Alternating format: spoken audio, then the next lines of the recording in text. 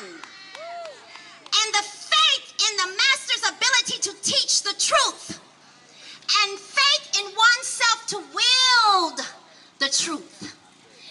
We want to bring to you the Institute of Ancestral Braiding. We call this a showcase. I don't do this quite often. But someone said, you should do this. Stayed up 2 a.m. creating these African designs. And believe it or not, 1, 2, 3 of them have locks.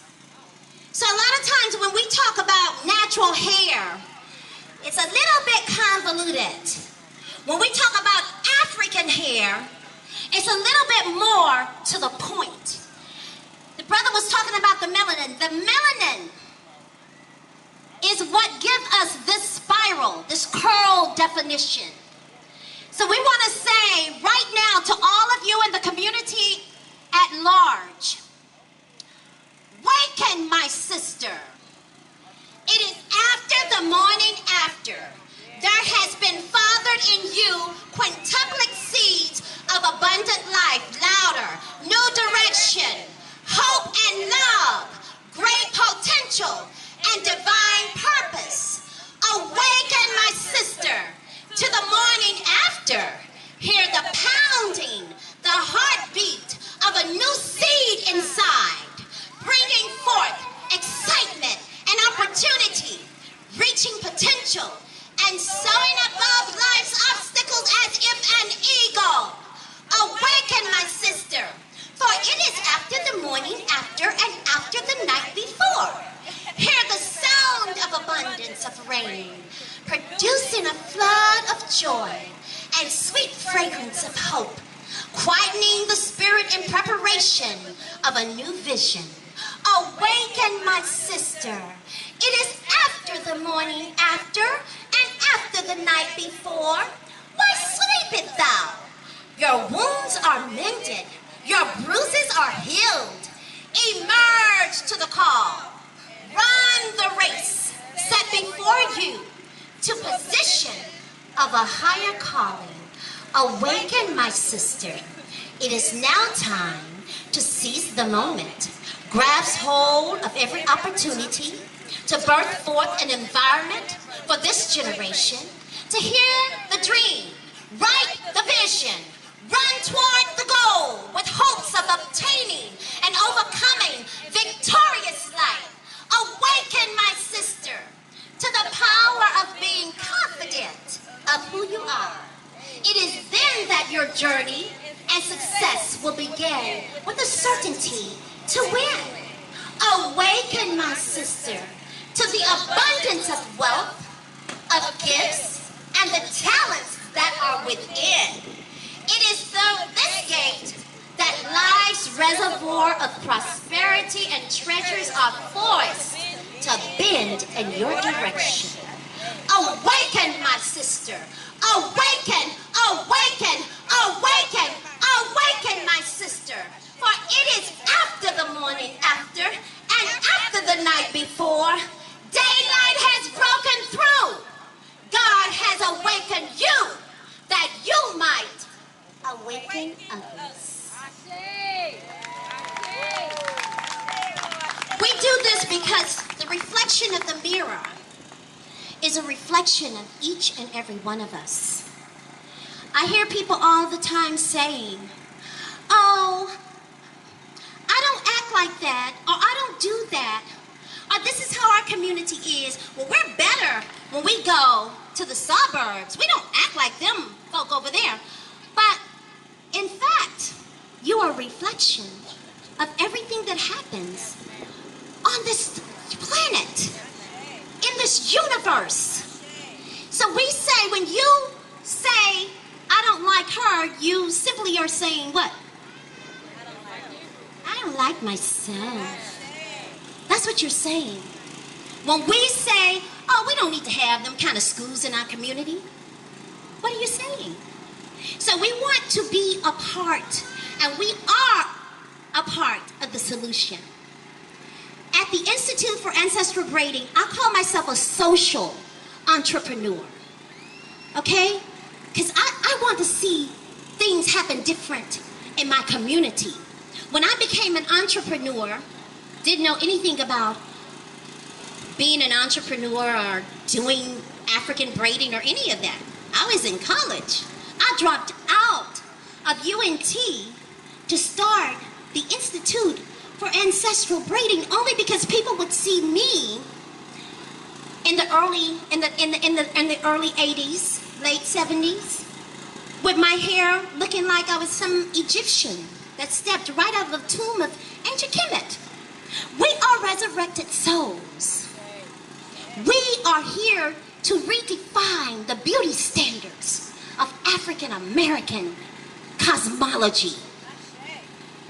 It is because of us that everyone else is trying to beautify themselves. The Mardi Gras, the Carnival, the Naturally Isis Parade and Festival. We need all of you to be a part of this monumental event. It has never been popular to be seen in public with your nappy hair. This baby right here said, her mom came to me earlier and said, "Can you talk to my baby? Look at her hair. Look at those roots. Yeah. Can you talk to my baby? She's ready to go straight. She don't want that hair anymore." Okay. We can do whatever we want to do as long as we don't alter the natural essence and curl pattern that God has given us.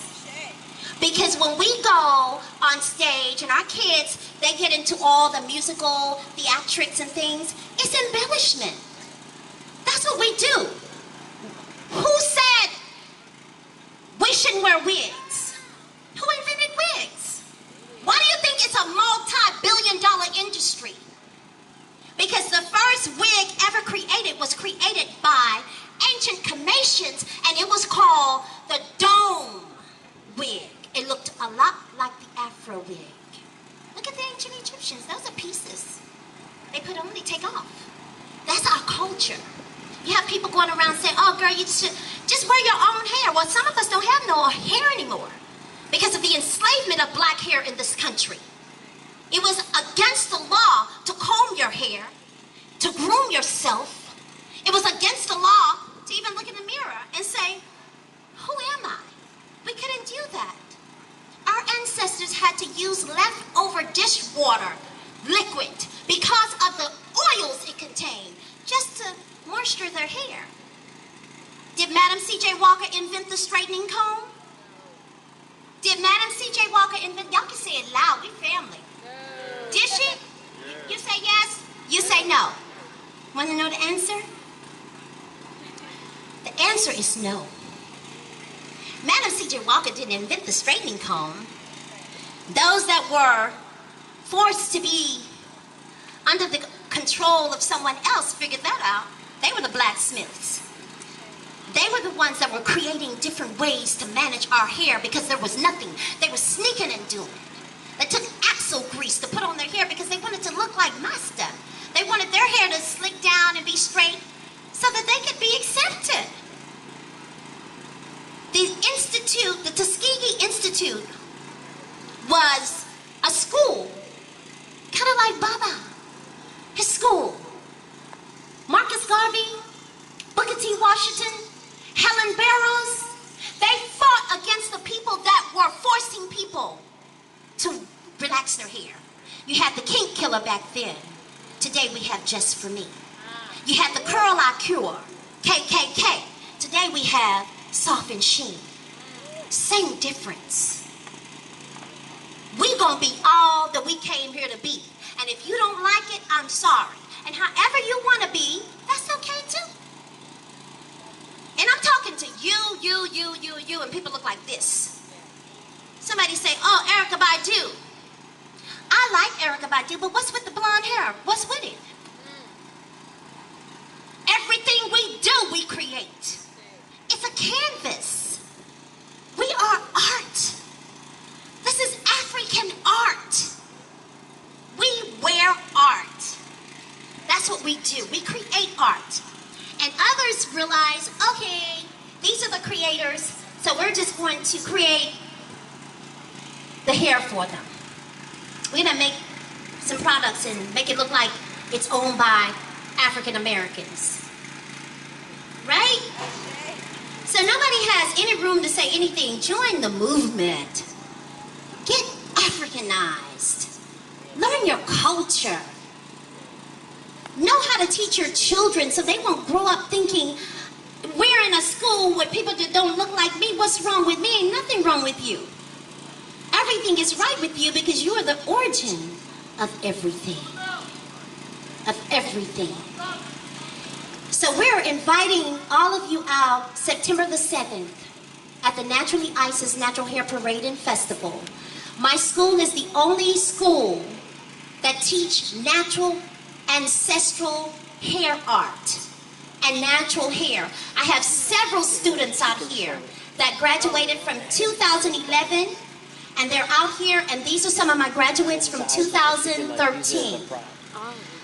We have to do the work. I was arrested and taken to jail for doing natural hair, okay, in 1997.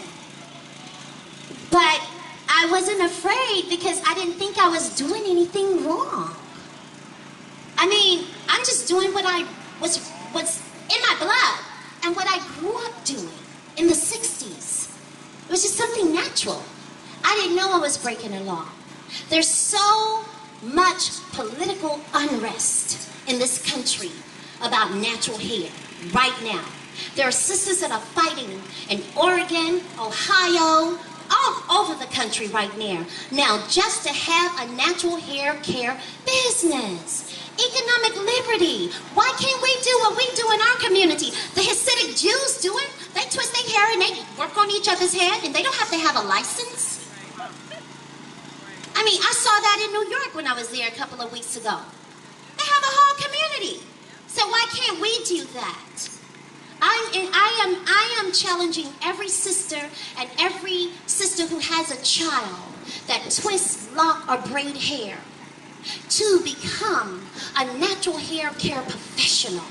We have got to create social capital back in our community. The ethnic entrepreneurs, they come into our community and they take our dollars away and they do not recycle them back into our communities. This is a call for emergency. We are in a state of emergency when it comes to African hair. I was at the airport with big hair and they ran me down saying, lady, you with the big hair, stop. We gotta see if you have a bomb in your hair. So ever since that happened, it wasn't, I've been wearing my gele, wearing the afro. Before that happened, they're checking everybody's hair now. Every black person with hair, they patting it down. Because of the energy, the power. Our hair is the closest thing to the heavens. It spirals like it does because everything in the universe spirals. Our hair looks like the universe. Look at the trees. Look at God. Look at Goddess. So this is what we talk about when we talk hair at the Institute for Ancestral Braiding. And I'm not going to hold you any longer. Thank y'all so much. Do you have something to say? This is one of my students / goddaughters, and I'm going to let them say something because each one must teach one. And that's what this is all about.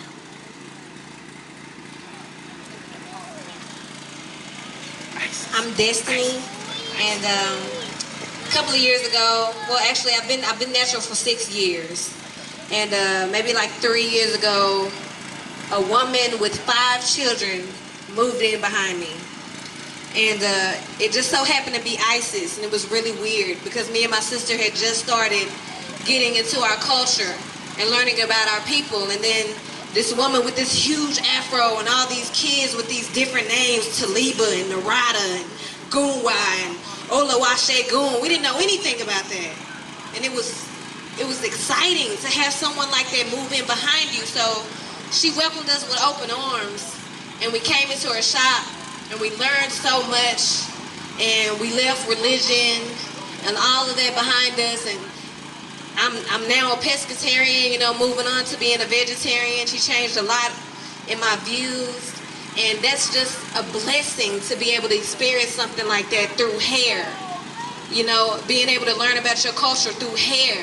This is who you are. Learning about that, because I wasn't so proud at first. I had a perm at first too. You know, we all start out that way because we don't know what to do with our hair. It's like, what do you do?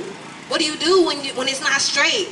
I mean, they have their hair straight and it's easy. You can just put it in a ponytail. But even when I straightened my hair wasn't long enough to put in a ponytail anymore, because the perm broke it all off. So she just gave me knowledge, and I'm still growing and I'm still learning, and I've met so many people through this, and these are the experiences that you get to experience with ISIS and being a part of this community and being a part of people that love and care, and it's all about peace and blessings, and I just want everybody to be a part of that. So come to the parade, support, support, support. It's all about our community, all about our people. It's time for us to come together. Everybody else is together. It's time for us to come together as a community, straight, natural, whatever. Shay. Greetings, greetings, greetings. My name is Butterfly.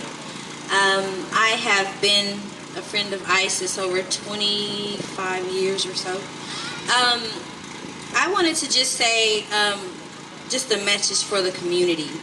And it is a sense of urgency, I feel, that we must come together as a oneness in love and transformation of ourselves. And we have to change and elevate and change and transform ourselves so that we can change and elevate our communities and our families and heal ourselves. So I think it's just the time that we need to stop having fear and judgment within our own hearts and embrace each other, and that's going to assist us in being able to move forward as a people and as the human race in general. So I just want to say, please, please, please, please come out and support the parade and festival. Enjoy yourselves, network with each other, embrace each other, and stop being so afraid and creating fear for each other and not being able to trust in each other and what we believe for each other. And just give each other a chance. So we have to really release this fear, this energy of fear within our community. Just being afraid to even embrace natural beauty, embrace natural food, embrace natural medicines. All of these things come from us. We birthed this. Our people birthed this. So we just need to come together, release fear, judgment, and embrace each other in love. And I wish you all peace, joy, and happiness. Ashe.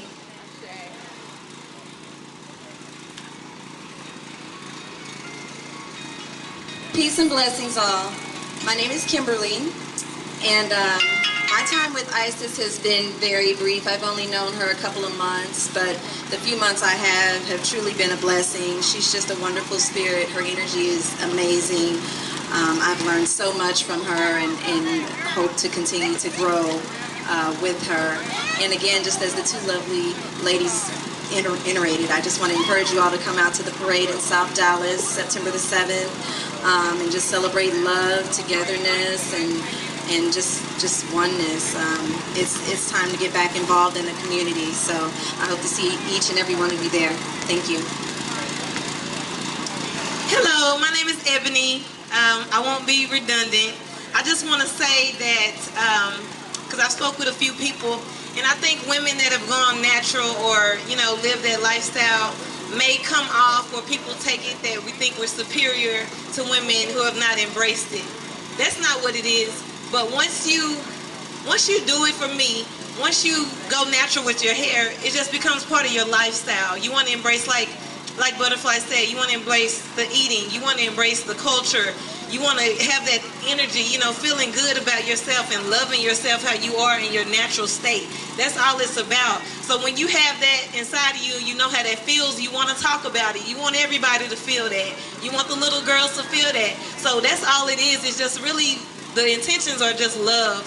I don't want my sisters to feel like we think we look down on them because they haven't done that. That's not the case. It's all about just being in love with who you are and how we were created, and embracing it and sharing it and seeing the joy in it. And it's just a really beautiful thing. So that's all that it is. And I just want everybody to just really, just love ourselves. When I was younger, I had very thin hair. It wasn't very long. So I got talked about all the time. It was terrible. Even in high school, it was a point I would not go to school if I didn't have some kind of weave in my head. Something. Put 2 tracks in, whatever. I need something. And I hated feeling like that. I didn't love myself, and I tried to look like everybody else and be something that I truly wasn't. And you can't see my hair now, but I have locks. I've had them for 5 years, and I've never felt like this. I've never woke up in the morning and absolutely loved my hair and loved myself. And whatever you got to do to get that feeling, do it for you, because it is so powerful. It is such a blessing. It is such a blessing. So I just want everybody to just do what you need to do for yourself so that you can wake up and feel like that and send that energy out so we can spread that, okay? So everybody have a beautiful day.